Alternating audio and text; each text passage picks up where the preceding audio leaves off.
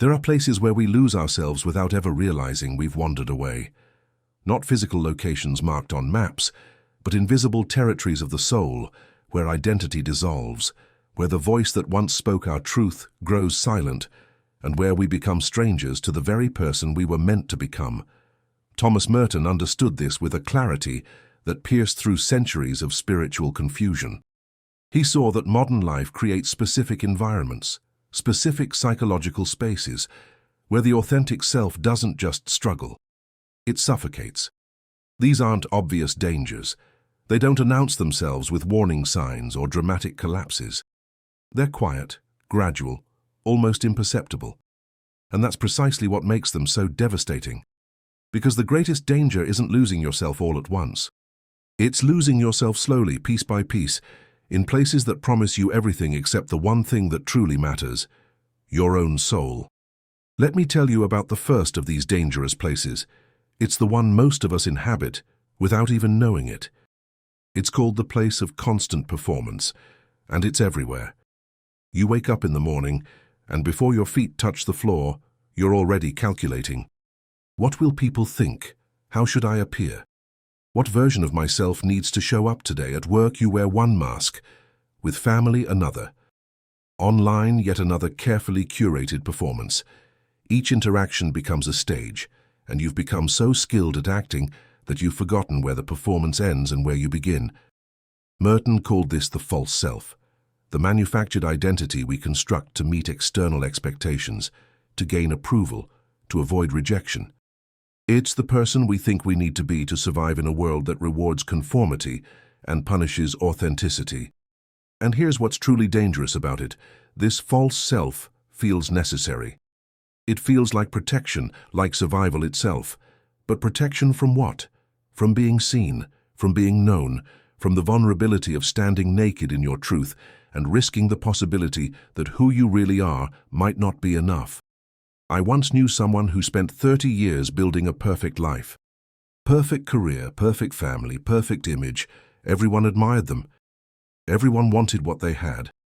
And one day, sitting in their beautiful home, surrounded by all the evidence of their success, they looked in the mirror and realized they had no idea who they were. The performance had consumed the performer. The mask had become the face.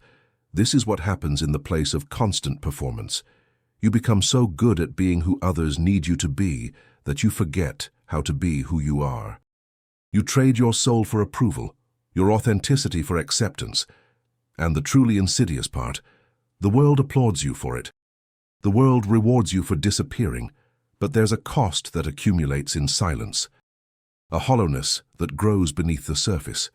Because no matter how perfect the performance, no matter how much validation you receive, something inside you knows. Something whispers in the quiet moments. This isn't real. This isn't me. I'm not living. I'm pretending to live. And that leads us to the second dangerous place, the place where we believe we are what we achieve. This is the territory of ego identification, where your worth becomes inseparable from your accomplishments, your job title, your income, your social status, your degrees, your recognition. You look at your resume and mistake it for your soul. You measure your value by metrics that were invented by a world that doesn't know what a soul is worth. Merton warned about this relentlessly. He saw how modern society creates an entire system designed to convince you that you are what you produce, that your significance lies in your productivity, that your right to exist depends on your ability to contribute to economic machinery that couldn't care less about the actual state of your heart. So you work, you achieve, you climb, you accumulate. And with each milestone, you feel a momentary surge of validation. Yes, this proves I matter. This proves I'm valuable. But the validation fades quickly, doesn't it? It requires another achievement, another promotion, another public acknowledgement. The hunger never ends because you're feeding the wrong thing.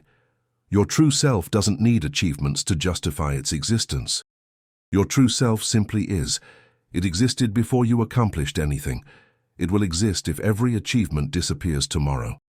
But you've forgotten this. You've buried this truth beneath layers of resumes and performance reviews and social media highlights. And here's the paradox. The more you achieve, the further you can drift from yourself. Because every achievement in service of ego is another brick in the wall between who you are and who you're pretending to be. Success becomes another kind of prison, one with golden bars that everyone envies from the outside. I met a man once who had built an empire. He'd started with nothing and created something that employed thousands, influenced millions. Everyone called him brilliant, visionary, unstoppable. But in private, late at night, he told me he felt like a fraud. Not because he wasn't skilled, he was. Not because he didn't work hard, he did. But because somewhere along the way the work had stopped being an expression of who he was and had become a substitute for who he was. He'd become his accomplishments. And without them, he feared he was nothing at all. This is the danger of the achievement trap. You sacrifice presence for future validation. You sacrifice depth for surface success. You sacrifice the quiet, unmeasurable growth of your soul for metrics that can be displayed on a screen and compared to others. Which brings us to the third dangerous place, the place of comparison. This territory has always existed, but in our current age, it's become inescapable. Every moment, every hour, you're bombarded with curated versions of other people's lives, their successes, their beauty, their relationships, their travels, their wisdom, their joy. And something inside you begins to measure, begins to judge, begins to feel that terrible, corrosive sensation. You're not enough, not successful enough, not attractive enough, not interesting enough, not enlightened enough, not loved enough. The comparison never ends because the standard keeps shifting. You reach what you thought was enough, only to discover someone else has more. You achieve what you thought would bring peace, only to see others achieving greater things with apparent ease. Merton understood that comparison is spiritual poison. It distorts your perception of reality and turns your life into a competition you can never win. Because comparison isn't actually about the other person. It's about your inability to accept yourself as you are. It's about the hole inside you that no amount of external validation can fill. The danger here is subtle. Comparison masquerades as motivation, as inspiration, as healthy ambition. But look closer. Feel what it does to your nervous system. Feel the anxiety it produces, the inadequacy, the resentment, the secret satisfaction when others fail, the crushing disappointment when others succeed. This isn't inspiration. This is self-destruction, disguised as self-improvement. Your true self doesn't exist on a hierarchy. It's not better or worse than anyone else's true self. It simply is what it is, unique, unrepeatable, valuable by virtue of its existence. But when you enter the place of comparison, you abandon this truth. You trade your incomparable uniqueness for a ranking system that was designed to keep you dissatisfied, striving, purchasing, performing. There's a woman I knew who couldn't enjoy anything anymore. She'd travel to beautiful places, but instead of experiencing them, she'd photograph them, curate them, present them to an audience she'd never met. She'd achieve milestones, but instead of celebrating them, she'd immediately look to see who'd achieved more. Her entire life had become a performance measured against invisible competitors, and one day she realized she'd stopped living her life and started living for the validation of people who didn't even know her real name. This is what the place of comparison does. It exiles you from your own experience. You're never where you are because you're always looking at where someone else is. You're never present to your own journey because you're obsessed with someone else's highlight reel. You lose the only thing that's actually yours, your own irreplaceable moment of existence. And this leads us to the fourth dangerous place, the place of endless distraction. This territory has become the default condition of modern consciousness. You cannot sit still. You cannot be silent. You cannot be alone with your thoughts for more than a few moments before reaching for stimulation. A screen, a sound, a scroll. Anything to fill the space where you might otherwise have to encounter yourself. Merton lived in silence, in solitude, in the stripped-down reality of a monastery where there was nowhere to hide from your own mind. And he discovered what most of us spend our entire lives avoiding, that beneath the noise, beneath the constant stimulation, beneath the endless entertainment, there is a self waiting to be encountered. A self that has something to say, something to show you, something essential that can only be heard in silence. But we're terrified of silence, terrified of stillness, because in the quiet, we might have to face what we've been running from. The questions we haven't answered, the pain we haven't processed, the grief we haven't felt, the truth we haven't acknowledged. So we stay in motion. We stay distracted. We keep the noise at a level where the inner voice can never quite break through. The danger here isn't just that you're missing important information from your own depths. The danger is that you're becoming addicted to a state of consciousness that makes authentic selfhood impossible. Because your true self emerges in reflection, in contemplation, in the spaciousness where you can actually hear what your life is trying to tell you. But you've eliminated that spaciousness. You've filled every gap with content, every silence with sound, every stillness with motion.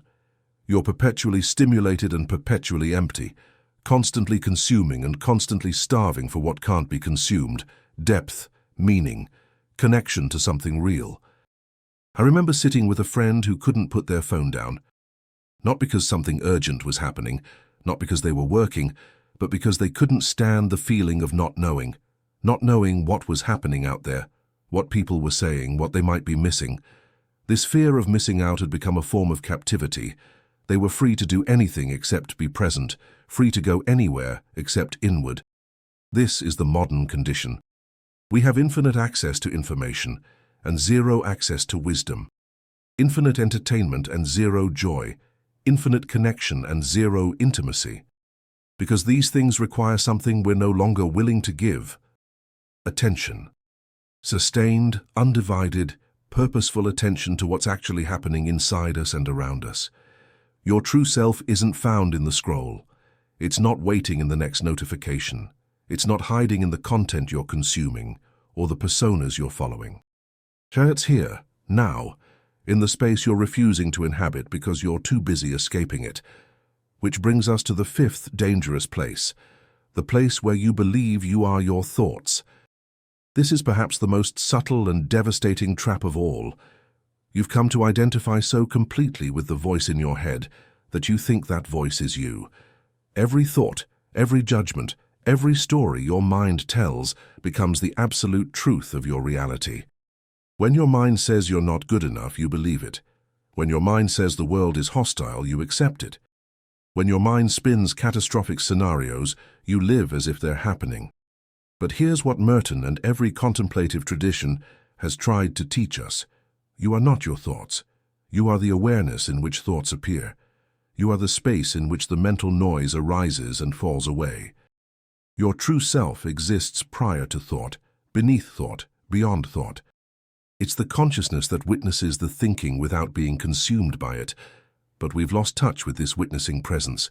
We've become so hypnotized by our own mental content that we've forgotten there's something deeper, something quieter, something that doesn't need to analyze or judge or control, something that simply perceives with clarity what is.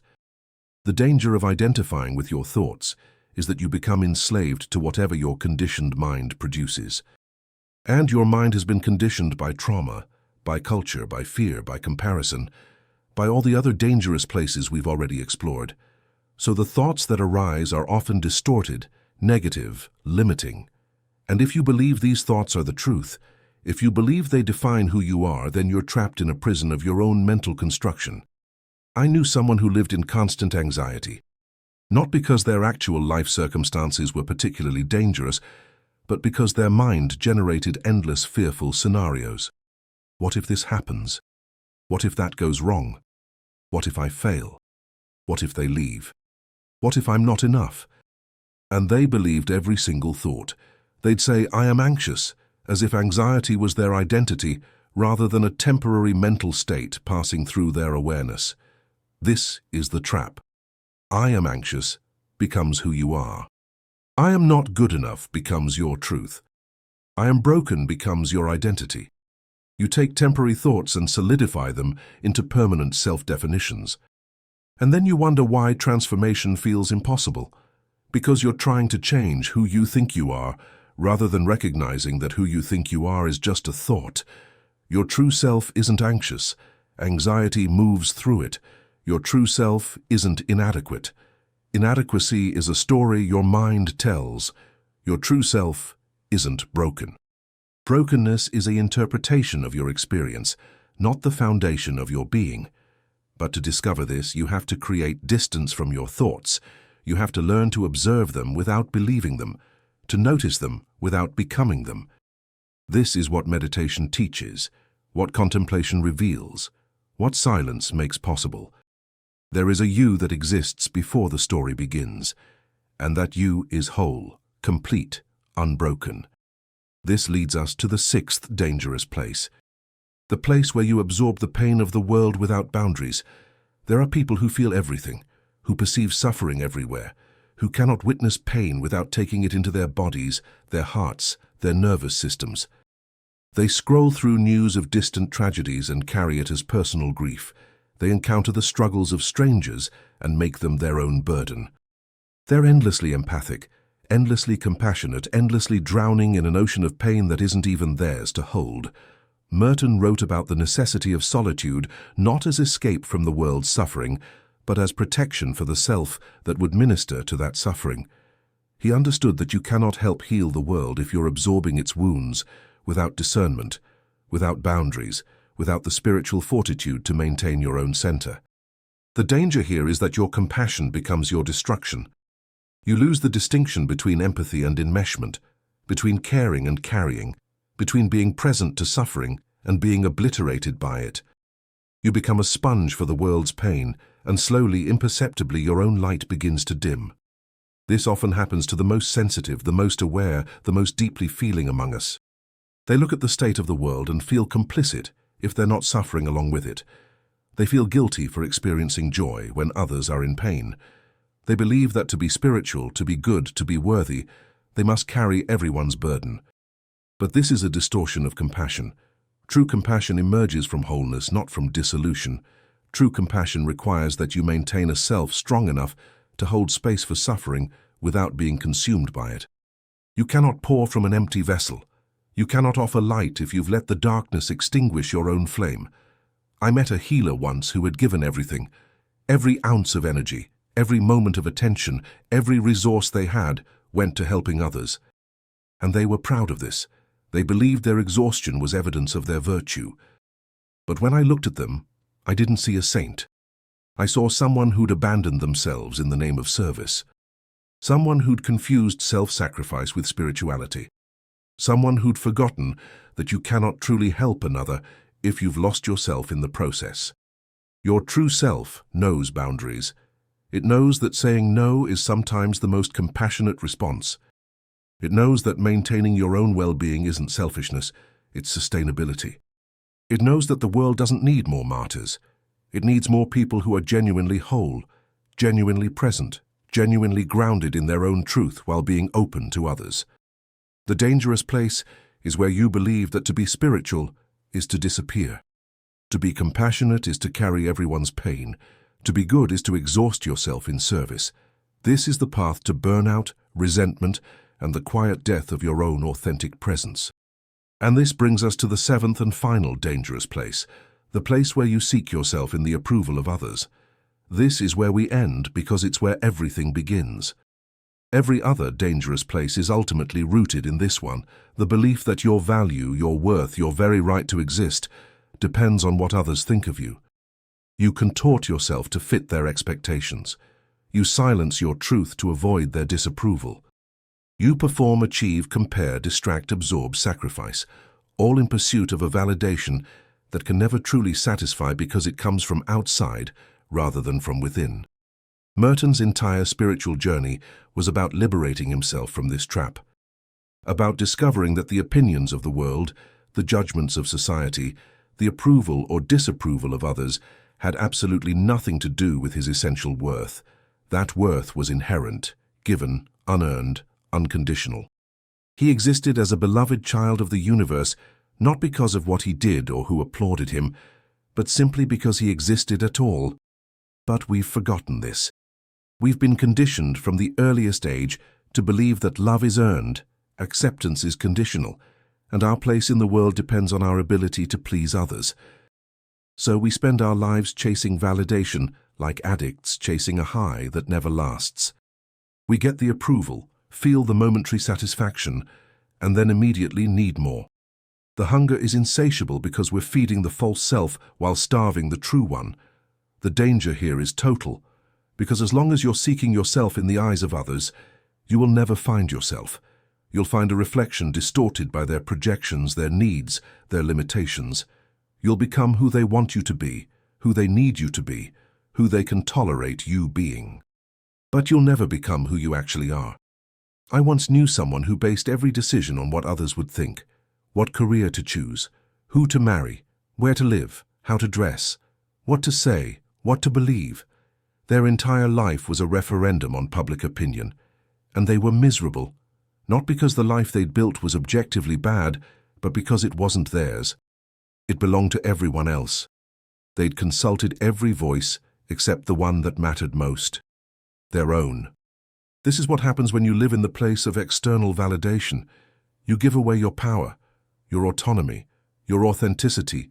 You become a puppet dancing to strings you can't even see, performing for an audience that will never be satisfied because what you're showing them isn't real. Your true self doesn't need approval. It doesn't require validation. It doesn't change based on who's watching or what they think. It simply is, solid, grounded, unshakable. It knows its value not because someone granted it, but because value is its nature. But discovering this true self requires something most of us are terrified to do. It requires leaving these dangerous places, stepping away from the performance, releasing the need to achieve, stopping the comparison, embracing the silence, observing your thoughts without believing them, setting boundaries with the world's pain, and most fundamentally, withdrawing your need for external approval. This is the spiritual work Merton dedicated his life to, not as an escape from reality, but as a return to what's most real. The journey inward to discover what's been there all along, waiting beneath the noise and the performance and the fear. And here's what I want you to understand. This journey isn't about becoming someone new. It's about removing everything false so that who you truly are can finally emerge. You're not creating an authentic self. You're uncovering the authentic self that's been buried beneath layers of conditioning, expectation, and fear. Think of it like this. Imagine a sculpture trapped inside a block of marble. The sculptor doesn't create the sculpture. It's already there. The sculptor simply removes everything that isn't the sculpture, chip by chip, piece by piece, until the form that was always present is finally revealed. This is your work, to identify the false layers and let them fall away. The performance you've been maintaining, the achievements you've been hiding behind, the comparisons you've been making, the distractions you've been using, the thoughts you've been believing, the pain you've been absorbing, the approval you've been chasing. These aren't you, they're just what you've collected along the way, what you've used to protect yourself, to fit in, to survive. But survival isn't the same as living, and protection isn't the same as freedom. At some point the armor becomes the prison, the mask becomes the face, and you forget that underneath it all there's someone real, someone whole, someone who doesn't need to perform or achieve or compare or distract to justify their existence. I want you to consider something. What if everything you've been chasing, success, validation, perfection, control, is actually moving you further from what you truly want? What if the peace you're seeking, the wholeness you're longing for, the sense of being truly alive, isn't found by adding more to your life, but by removing what's false? What if your true self has been here all along, patiently waiting for you to stop running, waiting for you to get quiet enough to hear it, still enough to feel it, brave enough to be it? This is the invitation, not to become something you're not, but to stop being what you've never been, to recognize that you've been living in exile from yourself, and the way home is through these dangerous places you've been inhabiting. You don't have to perform anymore. You don't have to prove your worth through achievement. You don't have to measure yourself against others. You don't have to fill every silence with noise. You don't have to believe every thought. You don't have to carry everyone's pain. You don't have to seek approval from a world that will never truly see you. You can simply be, here, now, as you are, imperfect, unfinished, real. And here's the paradox that Merton discovered and tried to share. The moment you stop trying to be someone for others, you become who you actually are. The moment you release the false self, the true self emerges. Not because you've created it, but because you've finally stopped suffocating it. This doesn't mean you abandon the world. It doesn't mean you stop working or relating or contributing. It means you do all of these things from a different place. From authenticity instead of performance. From wholeness instead of inadequacy. From presence instead of distraction. From truth instead of pretense. And when you live from this place, something shifts. Not just in you, but in how you impact others. Because authenticity is magnetic. Presence is powerful. Truth is transformative. When you stop performing, you give others permission to stop performing. When you stop comparing, you create space for others to exist as they are.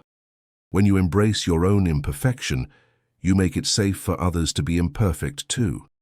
This is how you change the world, not by fixing it from a place of ego and exhaustion, but by becoming whole yourself, by finding your true self and living from it, by refusing to inhabit the dangerous places any longer. I'm not saying this is easy. These places are dangerous precisely because they're comfortable, familiar. They offer something, safety, approval, distraction, purpose. Leaving them means facing what you've been avoiding. The vulnerability of being real, the uncertainty of not knowing who you are without your achievements, the discomfort of your own unfiltered thoughts, the aloneness of not needing constant validation. But there's something on the other side of this discomfort. Something Merton found in the silence of his monastery. Something every contemplative tradition points toward. Something that's waiting for you in the spaces between your thoughts, beneath your performances, beyond your comparisons. It's you, the real you. The one who's been there all along, whole, complete, enough. Not because of anything you've done or anything anyone has said about you, but because existence itself is a gift. Because consciousness itself is sacred. Because you are, by your very nature, a manifestation of something infinitely valuable. This isn't spiritual bypassing or positive thinking. It's not about pretending everything is fine when it isn't. It's about recognizing what's true at the deepest level, beneath all the conditioning and fear. It's about finding the ground beneath your feet that doesn't shift based on circumstances or opinions. And from that ground, you can meet life as it is. You can feel pain without being destroyed by it. You can experience joy without grasping for it. You can engage with others without losing yourself in them. You can work and create and love without needing any of it to validate your existence. This is freedom. Not freedom from responsibility or challenge or difficulty, but freedom from the prison of the false self, freedom from the exhausting performance, freedom from the impossible standards, freedom from the endless comparison, freedom from the noise you've used to drown out your own voice. In the end, what Merton understood and lived is this: you cannot find yourself in the world, you can only find yourself in the silence beneath the world, in the stillness beneath the noise, in the presence beneath the performance, and from there you can return to the world as yourself, not as who you think you should be, not as who others need you to be, but as the irreplaceable, unrepeatable mystery that you are. The dangerous places will always exist. The world will always offer you opportunities to lose yourself, to perform, to achieve, to compare, to distract, to absorb, to seek approval. These aren't going away, but you can choose to leave them. You can choose to stop inhabiting territories that exile you from your own soul. And when you do, something remarkable happens. You discover that the self you were seeking was never lost. You discover that the peace you were chasing was always available. You discover that the life you were trying to build was less fulfilling than the life that wants to live through you when you simply get out of the way. So here's my question for you. Not to answer to me, but to sit with in silence, to contemplate in stillness, to feel in your body. Which dangerous place are you inhabiting? Where have you exiled yourself from your own truth? What false self have you been maintaining while your true self waits patiently to be recognized? Because until you ask these questions, until you face these realities, you're living at the surface of your own life. You're dwelling in territories that can never be home. You're chasing validations that can never satisfy. You're building an identity that will eventually collapse because it was never real to begin with. But there's another way. Merton showed it. The contemplatives lived it. And it's available to you in this very moment. Not as something to achieve, not as another destination to reach, but as a recognition of what's already true, a remembering of who you've always been. Your true self is here, now, beneath the performance, beyond the achievement, prior to the comparison, in the silence. Watching the thoughts, holding boundaries, needing nothing from the world because it's complete in itself. Come home. Stop wandering in dangerous places. Stop trying to find yourself where you can never be found.